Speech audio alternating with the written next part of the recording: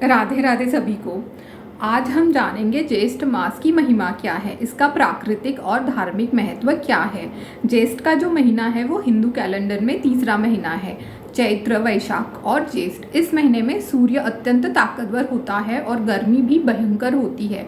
इसीलिए इस महीने में हमें जल की बर्बादी नहीं करनी चाहिए। इस महीने की जो पूर्णिमा है उसमें जो उस दिन ज्येष्ठा नक्षत्र होता है और इसीलिए इसे ज्येष्ठ का सामान्यतः महीना बुलाते हैं। इस महीने में हमें क्या करना चाहिए, धर्म का पालन कैसे करना चाहिए। इस महीने में जो धर्म है उसे जल से जोड़ा गया है ताकि जल की बर्बादी ना हो और जल का संरक्षण हो। इस महीने में हमें अपनी खान पान और पूजा उपासना के जो नियम है उनका पालन करना चाहिए। सूर्य देव और वरुण देव की उपासना भी करनी चाहिए। अब हम जानते हैं कि इसका वैज्ञानिक महत्व क्या है। जो ये महीना है इसमें शरीर में और वातावरण में जो जल का स्तर है वो कम होने लगता है। इसीलिए हमें जल का बहुत ही सही से और पर्याप्त उपयोग करना होगा इस महीने में। इस महीने में हमें जल वाली सब्जियां, हरी सब्जियां, सत्तू, जल वाले फल जैसे तरबूज हो गए, खरबूज हो गए, इनका उपयोग खाने में ज़्यादा करना होगा ताकि हमें सनस्ट्रोक या कोई बीमारियां ना हो।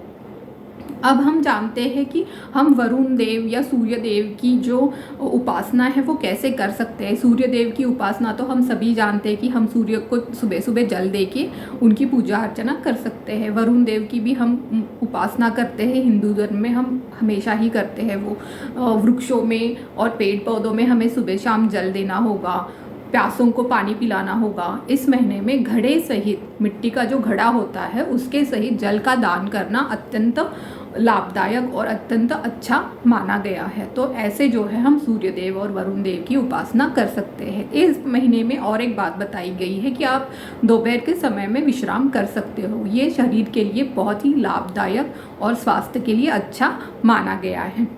इस महीने में और एक बात है, जैसे मंगलवार जो होता है वो हनुमान जी को समर्पित है। इस महीने में हनुमान जी की तो हम हमेशा से ही उपासना पूजा करते हैं, लेकिन मंगलवार को विशेष पूजा उपासना की जाती है।